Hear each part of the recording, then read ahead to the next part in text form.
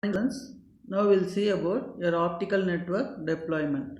So your optical network deployment, basically your optical network consists of three networks. One is your long haul network, other one is your metropolitan network, and third one is your access network.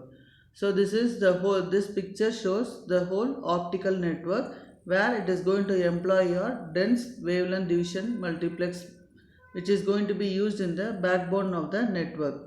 So here we are going to have your optical add or drop channels are also going to be interconnected there. So here this is your core ring which is going to form the long haul network.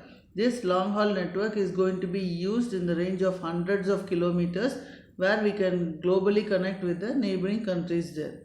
And this core ring or the long haul network is going to be connected to a metropolitan network where the metropolitan network is going to follow a ring topology, and each node in this ring topology will be connected to the access network, where this access network will in turn be further connected to the mobile users or the customers or the business supporters there. So here your long haul network, which is going to consist of a core ring, is going to be basically from a multiplexer. So all the wavelengths or the signals which we want to transmit is going to be multiplexed, and then it is going to be amplified by an optical amplifier. Then it is going to be passed on to your optical add or drop multiplexer. Here we are going to have added channels or drop channels, and again that signals are going to be amplified, and through the long haul fiber span it is going to be sent to the core ring through the optical amplifier.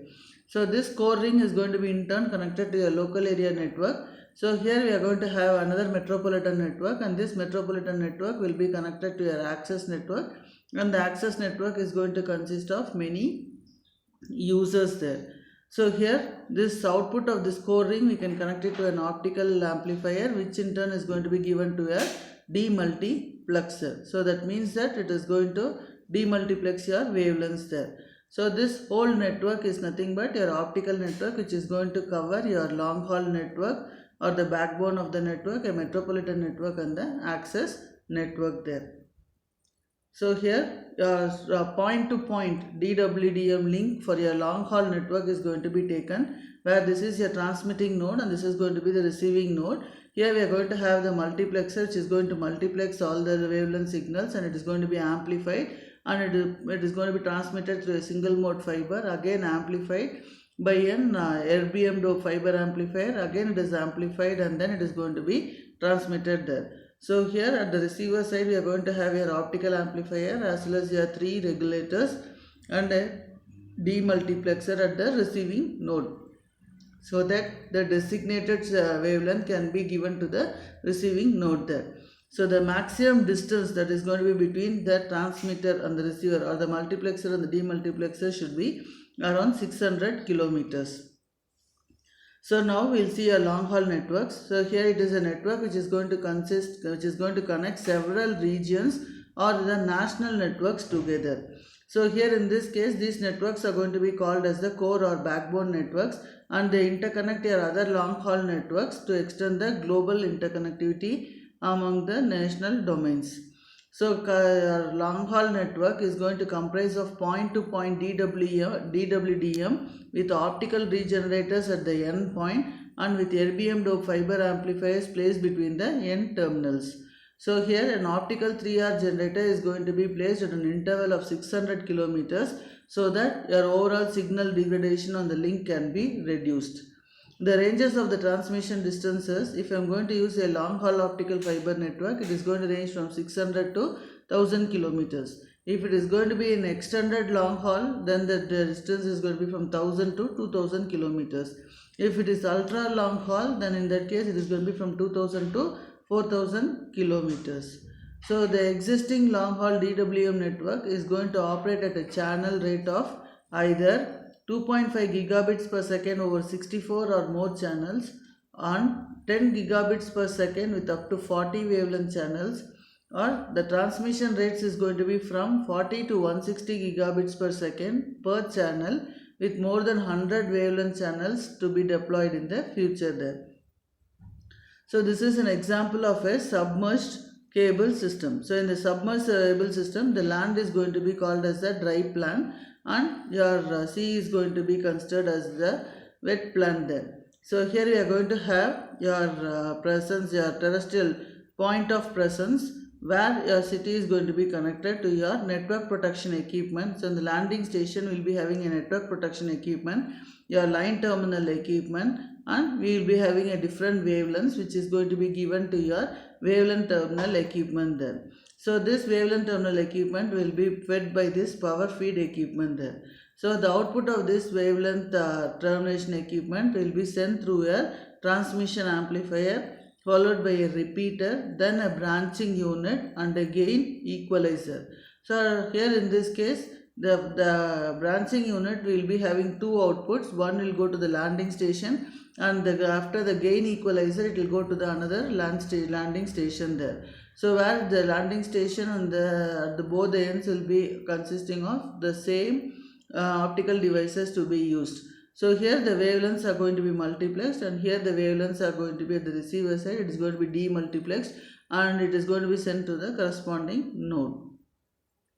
So next is your metropolitan area networks. It is going to provide the regional interface, which is going to interconnect your access network and the users with your long haul networks. So metropolitan area network is nothing but it is in between your access network and your long haul networks there. So it is going to be characterized by the rapidly changing traffic patterns.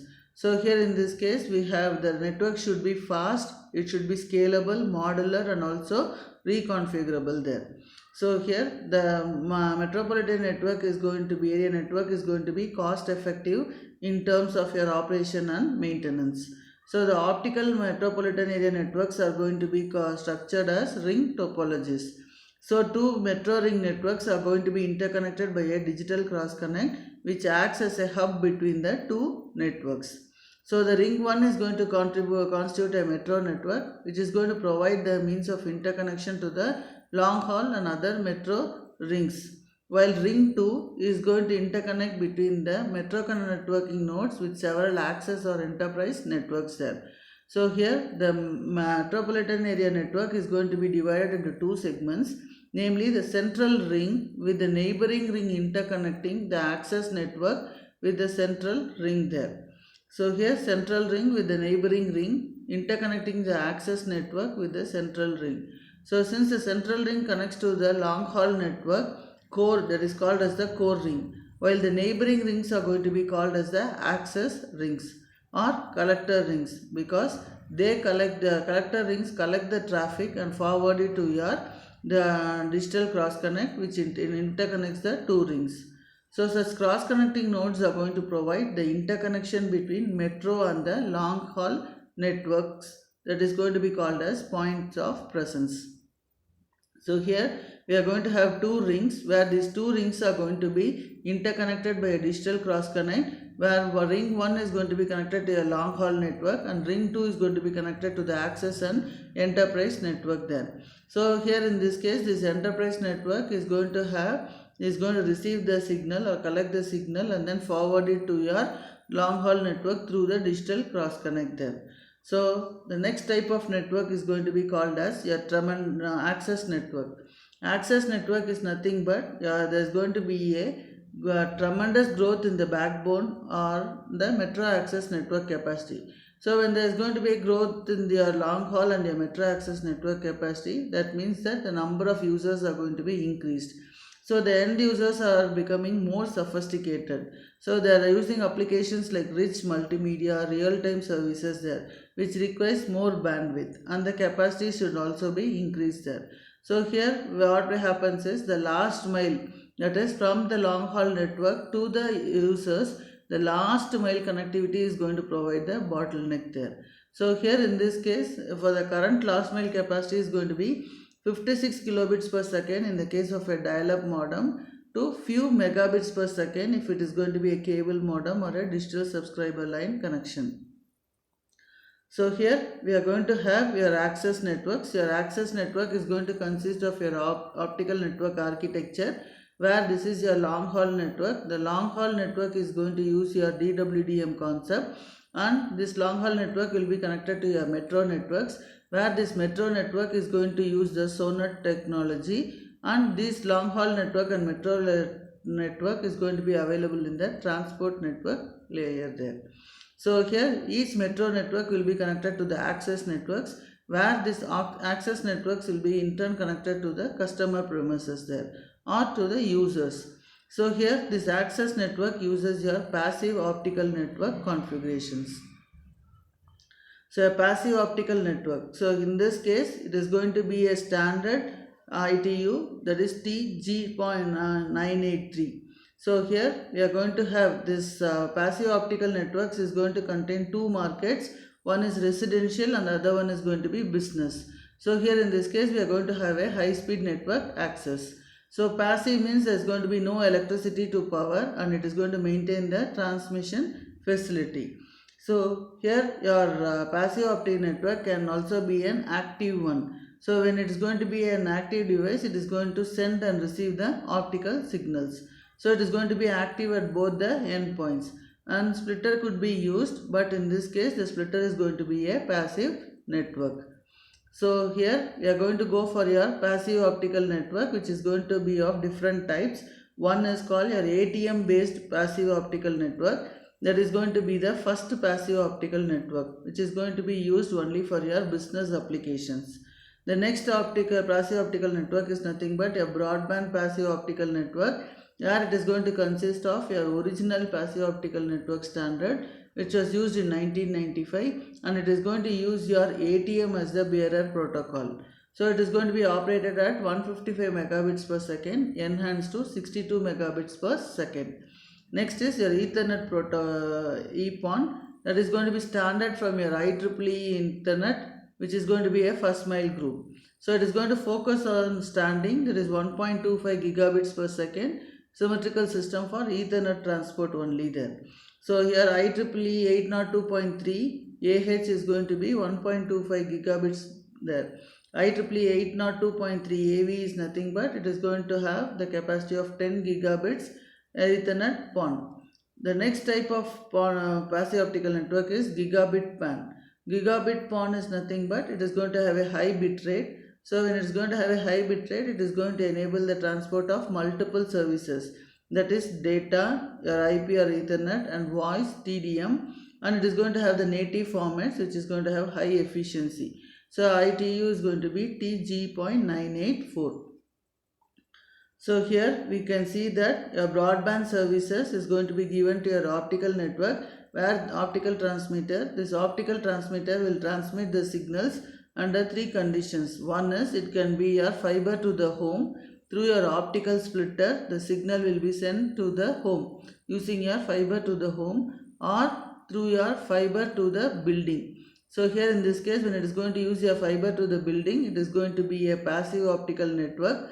When it is going to be your HFC to the ADSL, in that case we are going to use fiber to the curb. So fiber to the curb uses your optical splitter as well as your optical to electrical conversion. So when it is going to use your optical to electrical conversion, your optical signal will be converted to electrical signal and it will be a copper based network there. So your EPON downstream is going to be, here we are going to have your optical line terminal. So here downstream is from the head end, it is going to be splitted to the users. So downstream it is going to download the different wavelengths there. So here your head end, it is going to be given to a splitter where this is going to split the three signals there. So here the wavelengths are going to be 1, 3, 1, 2. So these wavelengths will be transmitted to your optical network unit, and here these optical network units are going to be used to terminate the optical fibers there, and then it is going to be connected in turn to the user. So a subscriber is going to, optical network unit is going to be connected to the user. So user 1 means it will send only your lambda 1 wavelength. User 2 means only lambda 2. User 3 means it is going to be lambda 3. So here the payload which is going to be used is the frame that is going to be used is 802.3 frame, which is going to consist a header, payload and your FCS, that is a forward correction mechanism there. So here we are going to have the downstream channel. This downstream channel is going to be a true broadcast of the data there. So here we are going to use your 802.3 frames, which is extracted by your MAC addresses. Next is your EPON upstream. So EPON upstream is nothing but you are going to upstream the data. So upstream the data means from the users the data are going to be collected, the different wavelengths are going to be collected, and it is going to be combined and given to your optical line terminal there. So here we go for upstream slicing. So when I go for upstream slicing, I am not going to have any collisions to be present, and there is going to be no packet fragmentation there. So here we are going to have the time slot. So user 1 is going to send your time slot 1, user 2 is 2, your user 3 is going to be 3. So all these packets will be combined after the output of your optical network unit. It is going to be combined, and it is going to be combined as a single packet and then sent to your optical layer line terminal there. So here the time slot of your 802.3 frame is going to consist of header, payload and your FCS. So we say that we are going to have a multi-point control protocol. So the multi-point control protocol is going to consist of your optical line terminal and your optical network unit. So where this optical line terminal and the optical network unit will exchange the messages. The control messages will be exchanged between those two. Those control messages are going to be called as the report and the gate messages. So the report messages are going to contain the optical network unit bandwidth requirements. So here the report messages will contain the bandwidth requirements of your optical network unit, and the gate message is going to have the start time and the duration of the granted time slot. So the average dedicated bandwidth per user is going to be limited to a few percentage of the channel capacity, that is few tens of megabits per second. So your optical line terminal is going to arbitrate the transmission via a dynamic bandwidth allocation module. Thank you.